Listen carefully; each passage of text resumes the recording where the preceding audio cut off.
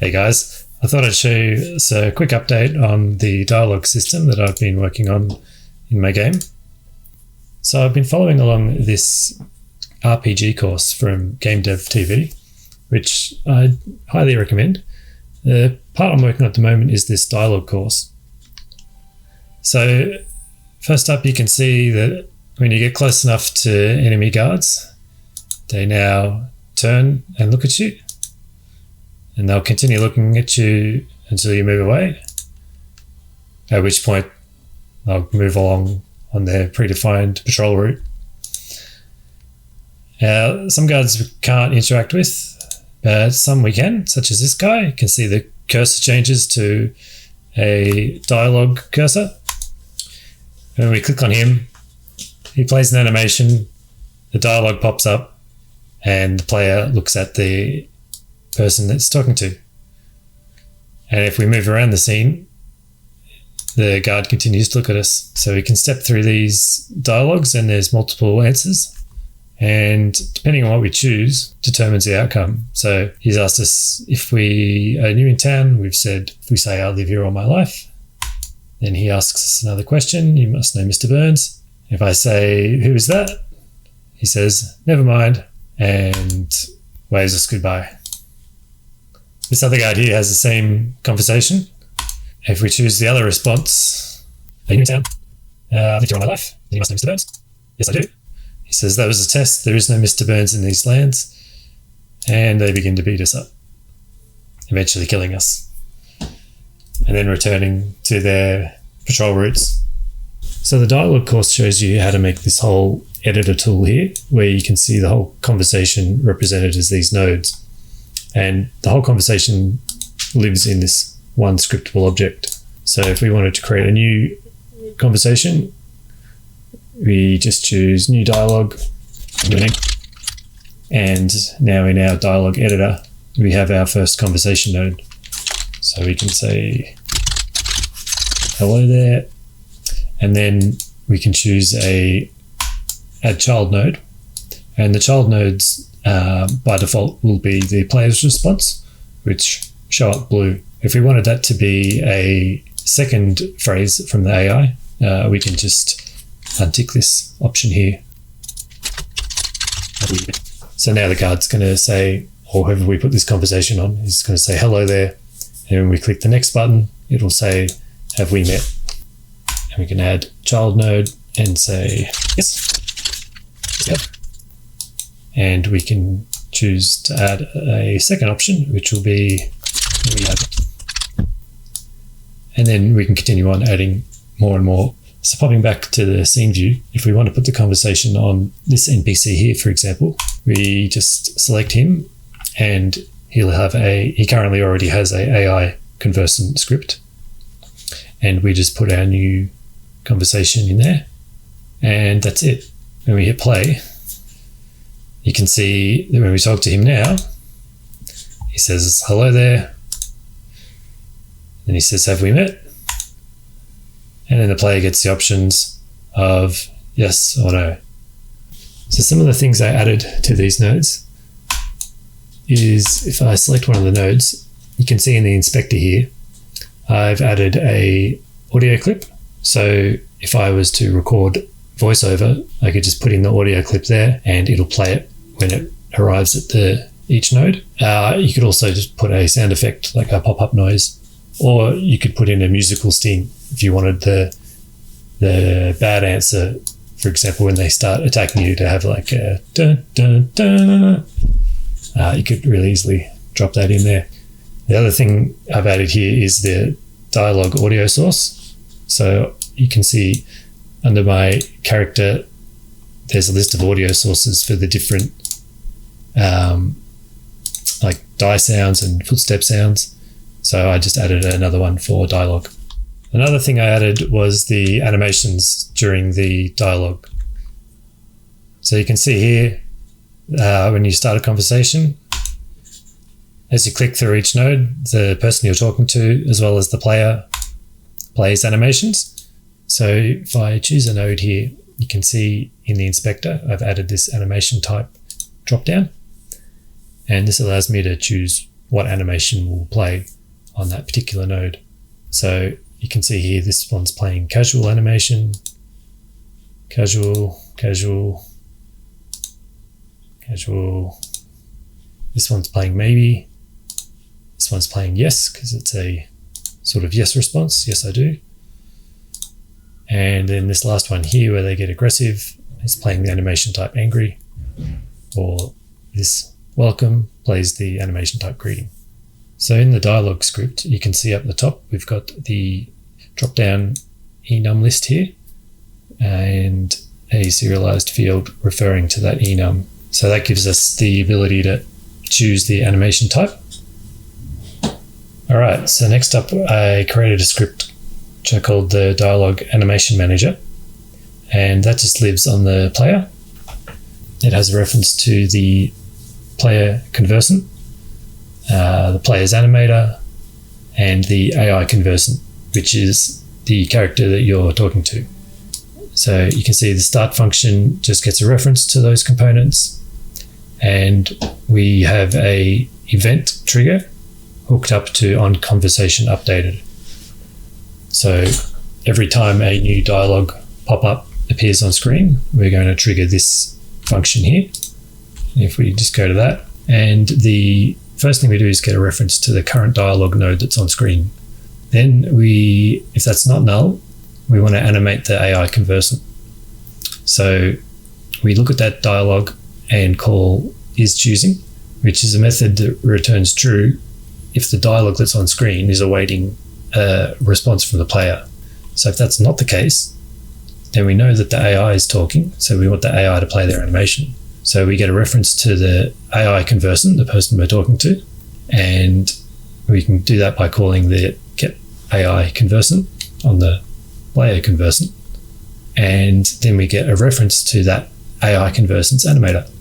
And if that's not null, we call this function here animation to play, and we pass in the current node and the current animator. So the animation to play method takes in a current node and an animator, and then it looks at the current node and grabs its animation type, which is just a getter returning the animation type that's on the dialog node. And then there's a switch statement checking that node and then setting the animator. For a greeting node, we set the trigger dialog greeting, and if we're a maybe, we set it to maybe. And you can see that there's also a animator bool called angry, which is getting set either true if it's angry, but for the rest of them it gets set to false. And that's pretty much it.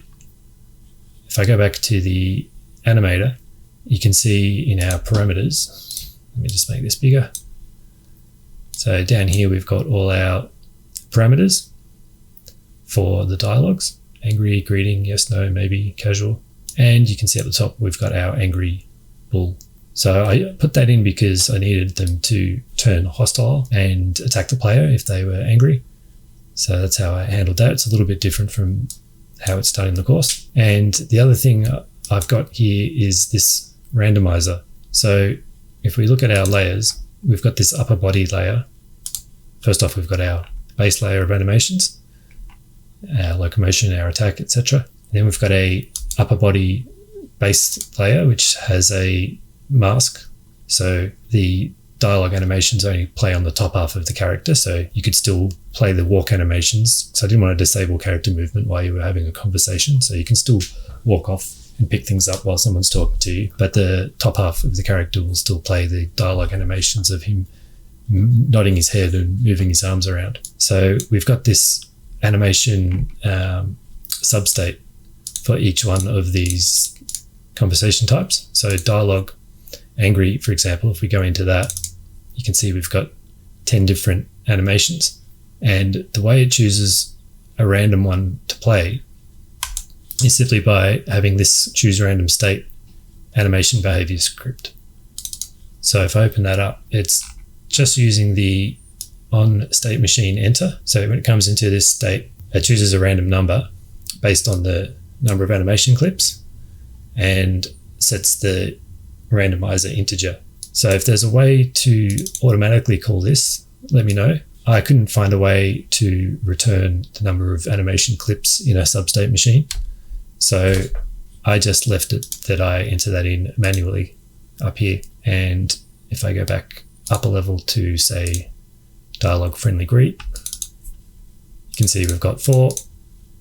So I've entered 4. So these script behaviors are really cool. You can put them on the nodes themselves, add behavior.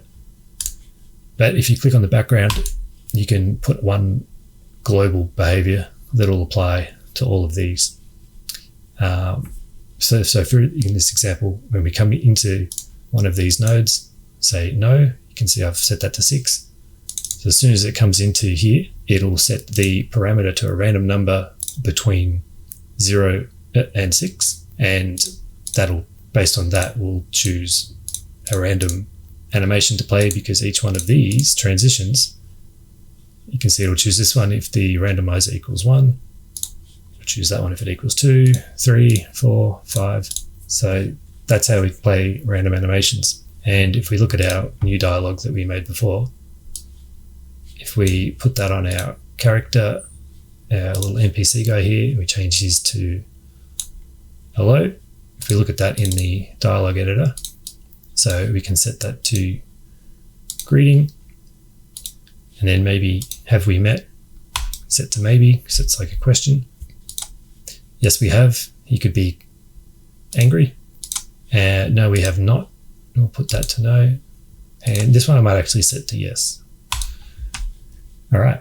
Now if we hit play, we can see we'll have animations on these little characters as they talk to each other.